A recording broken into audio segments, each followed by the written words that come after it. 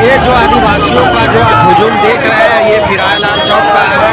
विभिन्न मांगों को लेकर के, लेकिन खास मांग जो है भोगनाडीह में जिस प्रकार आदिवासियों के ऊपर वार्तापूर्ण लाठीचार्ज किया गया और जहाँ तहाँ आदिवासियों का जमीन का जो अधिग्रहण किया जा रहा है और धार्मिक स्थल से छेड़छाड़ किया जा रहा है, उसके लेकर के लोग आक्रोशित हुए और मुख्यमंत्री का पुतला दान किया।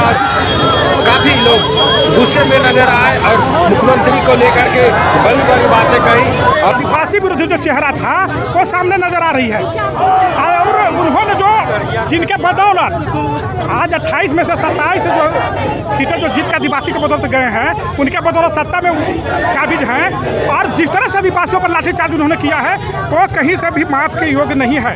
उन्हें सार्वजनिक रूप से आदिवासी समाज से माफी मांगना चाहिए, अन्यथा उन्हें सत्ता में बने रहने का कोई अधिकार नहीं है। भारतीय जनता पार्टी उनके इस कारनामे से आज पूरे राज्य भर में हेमंत जी को आदिवासी विरोधी चेहरा को लेकर पुतला दहन का कार्यक्रम चला रहा है। तो हम सब भारतीय जनता पार्टी के कार्यकर्ता मांग करते हैं कि आप जिस तरह से वहाँ पर उनके वंशजों पर लाठीचार्ज करवाए, निर्दोष आदिवासियों को जो लाठीचार्ज करवाए हैं वो कहीं से भी जायज नहीं है। और आप चंपई जी को जो नाम कर सामने ला रहे हैं, चंपई जी ही इस राज्य का और भारतीय जनता पार्टी के जो अनुसूचित जनजाति का नेता है वही आदिवासी का असली हितैषी है।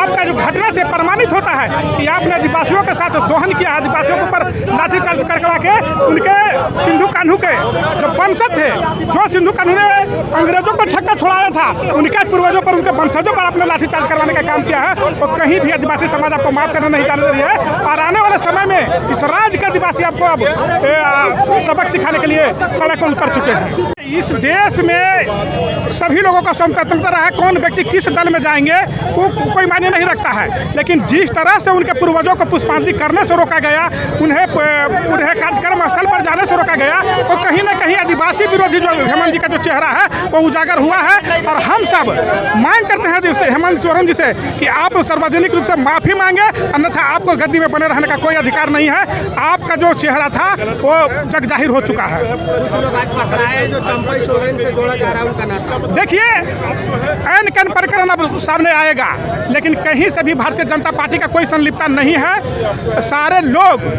आज जो दलित के आदिवासी के साथ जो अत्याचार आदिवासियों पर हुआ है, उनके सम्मान को लेकर भारतीय जनता पार्टी पूरी ताकत के साथ राज्य भर में प्रदर्शन कर रही है। और चंपई सोरेन जी कहीं से भी उनका कोई इसमें रोल नहीं है। ये चूंकि हेमंत जी का जो प्रशासन है, उन्होंने जब लाठी आम जनता पर चलाए हैं, जो निर्दोष आदिवासियों पर चलाए हैं, उसका लिपापोती करने में वो लगे हुए हैं। उपेंद्र कुमार राजा के कोल्हान प्रमंडल प्रभारी विरोध प्रदर्शन कर रहे हैं। देखिए 30 जून 1855 को जो कि हमारे संताल के भोगनाडीह से सिद्धू कान्हू, चांद भैरव और फूलो जानो के नेतृत्व में एक अंग्रेजी शासन और शोषण के खिलाफ में जो बिगुल फूका गया था। आज 170 साल होने के बावजूद भी हम लोग हूल दिवस मना रहे थे पूरे झारखंड में। इसी तरह उनके जो वंशज है, चाहे कानू मंडल हो या उसके जितने भी परिवार हो या ग्रामीण हो, वो हमेशा नहीं, सिर्फ एक दिन नहीं बल्कि हमको लगता है कि 25-30 सालों से ज़्यादा वहाँ पर ये कार्यक्रम करते आ रहे हैं। जब सरकार भी नहीं करती थी उस वक्त से वो कार्यक्रम करते आ रहे थे। पर विडंबना देखिए यहाँ की सरकार की कि जो सरकार जिनके बदौलत आज वहाँ पर उसके कुर्सी में बैठी, जो संताल ने उनको जिताने का काम किया, आज उन्हीं के ऊपर में उन्होंने लाठी बरसाने का काम किया। इसे पूरा आदिवासी समाज ही नहीं बल्कि पूरा झारखंड के लोग आक्रोशित है और 2029 में इसका कड़ा जवाब देने का काम करेगी।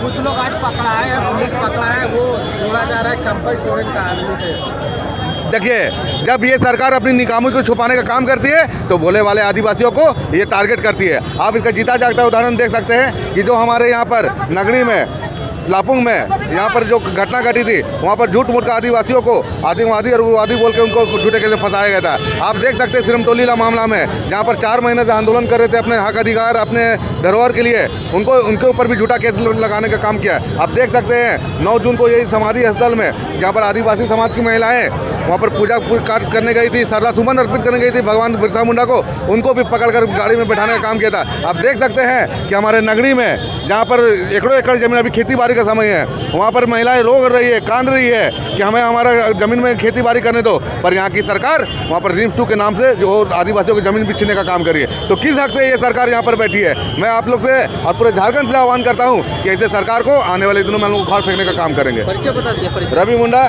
संयोजक अबुआ अधिकार मंच। ये आदिवासी समाज समाज है वही आदिवासी समाज जिसने झारखंड को और इस देश को आज़ादी दिलाने के लिए अपना लहू अपने आप को बलिदान किया है। वो किसी की हत्या करने के लिए नहीं उतर सकते हैं, खास करके तब जब वो अपने लोगों की बातें हो।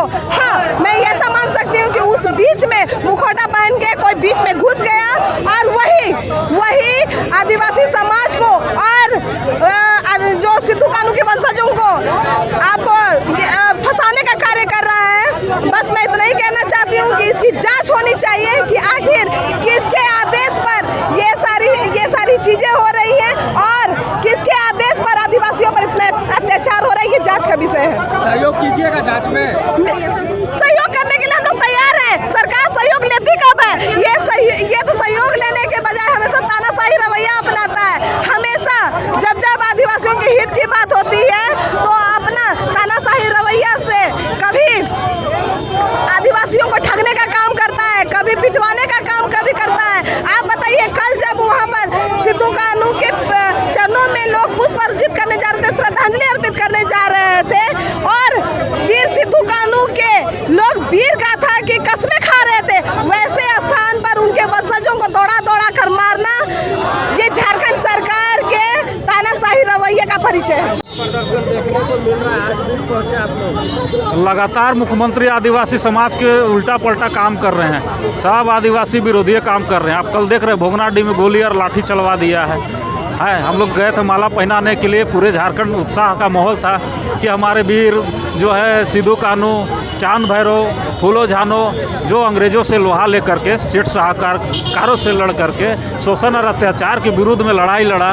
और कल उनका हम लोग गए थे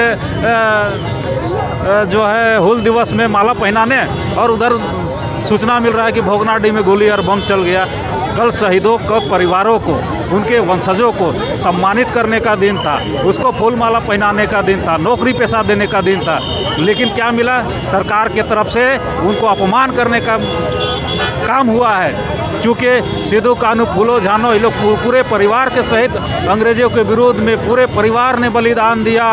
आज झारखंड राज्य में आंदोलनकारी लोग अपना बलिदान देके इस झारखंड राज्य बनाए हैं, उसी में आप एक मुख्यमंत्री हैं और उस मुख्यमंत्री में आप आंदोलनकारियों को जो है इसमें मान सम्मान देना चाहिए था।